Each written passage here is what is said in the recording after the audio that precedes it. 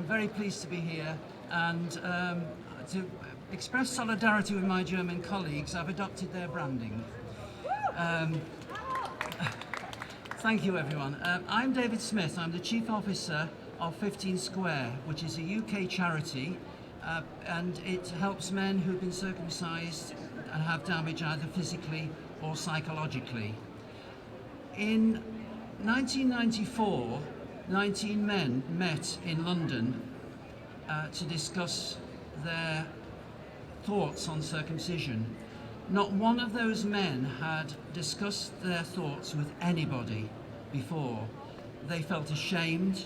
They knew if they did discuss it, they'd be ridiculed, they'd be humiliated. So they were living with this damage.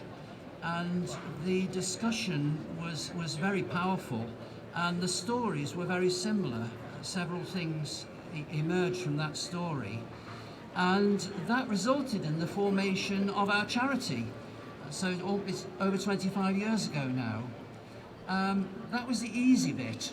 The second bit was actually getting publicity, and that's where we hit the first hurdle, that nobody in the press was willing to talk, or the media was willing to talk about this subject. But finally, we were given a 3-minute spot on a BBC Radio 4 programme where somebody was talking about their damage, and they interviewed a senior urologist in a hospital who described people with thoughts like this as being potentially inadequate. That was the verdict of the medical profession at the time, which I think it is disgraceful. And I think it's disgraceful that somebody who's lost a body part is not able to get sympathy from anybody. They just have to suffer with this in silence. The other angle to this is men who complain to their medical professionals or their doctors. And they go to the doctors and they quite often, or more often than not, they do not recognise the harm. They do not acknowledge it. So, therefore, they deny the knowledge. They tell the people that they tell the men they've got some other problem, and so because they deny the knowledge, the complaint is not often recorded.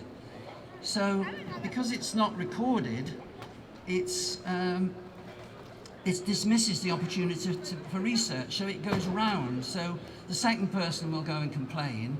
That is not recorded, and that's another opportunity lost for research. This is a scandal, really, and I think this is going round in a circle. But to break that circle, we need to square it. We need to square it by getting men to talk. We need them to complain, and we need to insist that their complaints are taken seriously and that they are recorded. And when they are recorded, that's when they can be used, the complaints can be used as research material, because there is more research that needs to be done on both the physical and, just as importantly, the psychological damage caused by this practice. At 15Square, we've been trying to encourage men to tell their stories. Very few men have been willing to tell their stories. I think it's lovely today that there are people around here who are being open about what has happened to them. And we've had a series where we've been collecting stories, anonymous stories from men. And I'd like to read you some of the extracts of what they're actually saying. One says, "This has always caused me physical and psychological discomfort. The procedure was unnecessary and has impacted my life significantly. I have never discussed this with anyone." Second one says, "I attribute its effects to everything from ADD to depression and anxiety. It made me create a mental aversion to intimacy and to think of sex as something shameful or something that shouldn't be openly discussed. I never feel sexually satisfied." Third one says, "I was suicidal. At this point I needed help, which is a difficult thing to find on this matter. I was in absolute distress, the sort I have never encountered. I was left with diminished sensitivity and was unable to facilitate an orgasm for 11 months. And the final one says, no one gave us any information about the physical and psychological trauma that it would cause our boys. This is from a parent.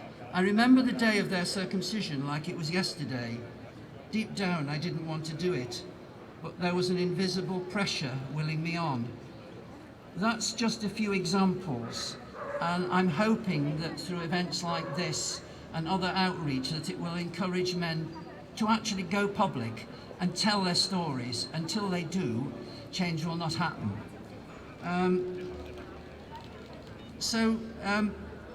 15Square is now working in partnership with the Darbon Institute in Australia. And we're working to develop an online campaign to highlight the real stories of men and harm. And we're aiming to launch this later this year. Now what we're doing, we're seeking blog posts of around 500 to 700 words from men who are willing to share their first name and their photograph with this story. And we hope that doing this campaign will encourage more men to go public, will encourage more information to be available, more research, and then hopefully we can stop this horrible practice. So if anybody is interested in taking part in this, would like to take part in this story, would they email chair@darboninstitute.org. They will send you details in a consent form. And meanwhile, if you would like to tell your story anonymously, please look at the 15Square website, and we hope. I want to thank everyone for welcoming me to Cologne, and I wish you the best of luck for the rest of the campaign. Thank you very much for listening.